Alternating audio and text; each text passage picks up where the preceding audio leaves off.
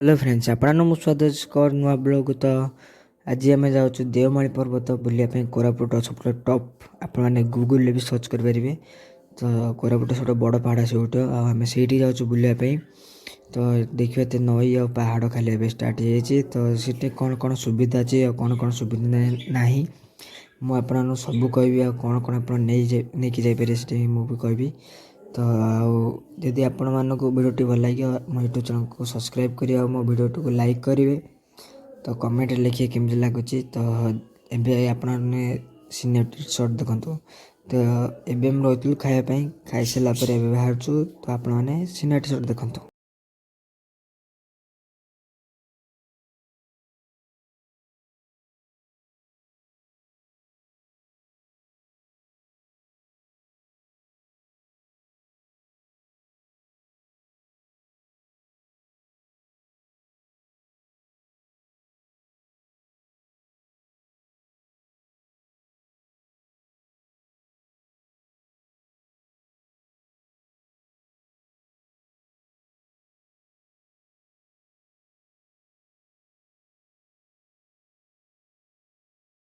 आपने देखते तो व्यू केमी अच्छी। तो सनसेट हबार अच्छी तो से व्यू भल अच्छी सनसेट हवा बहुत पाखे। तो आप पहाड़ सनसेट देखा।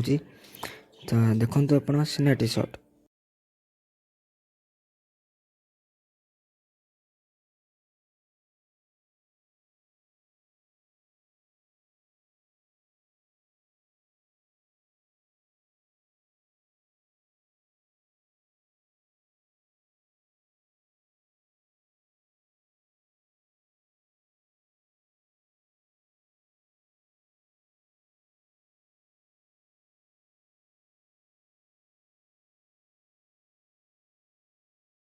तो ये आसी पहुँच देवमाली पर्वतर सभा उपर। तो ये अच्छे गोटे गेट जार ये एंट्री फीस लगे तो पैसा देवा पड़ो।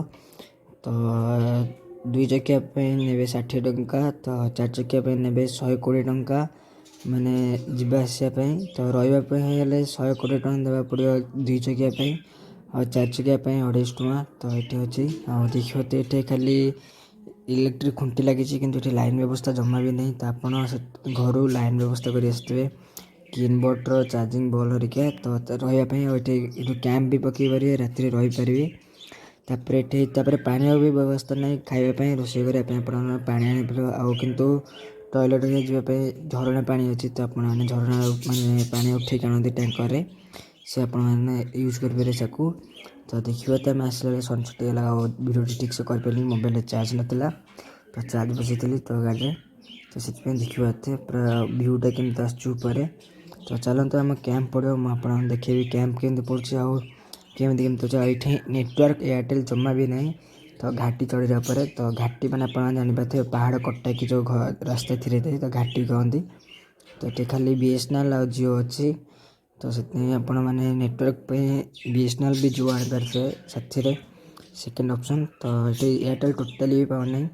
तो ये आपने जो देखिए देखिए पूरा यहाँ पहाड़ टॉप पूरा मैंने गूगल सर्च कर दे देवमाली पहाड़। तो कोरापुट ताश्वरी टॉप अच्छी सी। तो ये देखिए व्यू बहुत भल अच्छी। तो ये आम जाम लोकेशन को जो टाइम टेंट पकेबू तो गाड़ी में आम जाऊँ तो टे ब्लर हो कहीं पहाड़ एरिया तो टे पथर फथर अच्छी बंकाणी ऊपर तल हम से। तो आम यही जगह सिलेक्ट कर साथ छोट इनवर्टर आनी जहाँपाई ब्लॉगटा कर तो भल वीडियो भी हो ठीक से।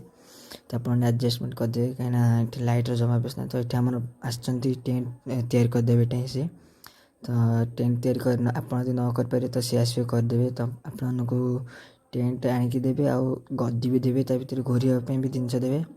तो आम 3टा टेंट पकईचु तार दाम था 1500 टंका। तो ये चलती आम टेंट तैयारी। तो देखो टेंट तैयारी सारा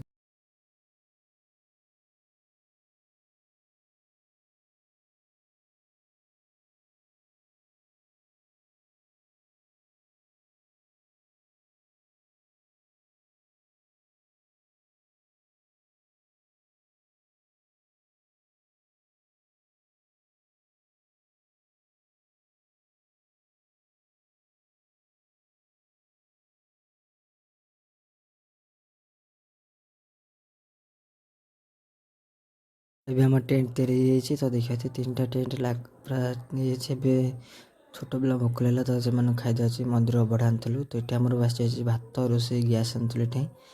ତ ଏଠି ଭାତ ବସି ରୋଷେଇ ହେଉଛି ଆଉ ଏଠି ପରିବା କଟା ଚାଲିଛି। ତ ଏଠି ସମସ୍ତେ ଏଠି ବହୁତ ଜୋର ଶୀତ ହେଉଛି। ଆପଣମାନେ ଘୋରି ହେଲା ମାନେ ଜ୍ୟାକେଟ୍ ହେରିକା ଆଣିବେ। ଆଉ ଏବେ ଆମେ ବୋନଫାୟାର ଲଗେଇବୁ ବହୁତ ଜୋର ଶୀତ ହେଉଛି ତ ଖାଇସାରିଛୁ ଏବେ ବୋନଫାୟାର ଲଗେଇଛୁ।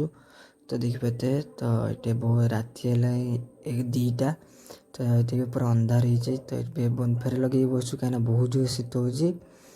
ତ ତାପରେ ଏବେ ଯାଉ ଶୋଇବା ପାଇଁ। ତ ସକାଳୁ ଉଠିଛୁ ଦେଖିପାରୁଥିବେ ସକାଳୁ ପୁରା ଭୋରୁ ଭିଉ ତ ଭିଉଟି ଭଲ ଲାଗିଥିବ ଆପଣମାନଙ୍କୁ।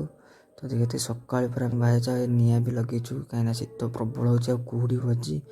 ଏଠି ବହୁତ ଜଣ କ୍ୟାମ୍ପ କିଏ ବି ଆମ ସାଇଡ଼୍ରେ ଶୋଇଛନ୍ତି। ତ ଦେଖିପାରୁଥିବେ ପୁରା ପାଗଟା ବହୁତ ଭଲ ଅଛି।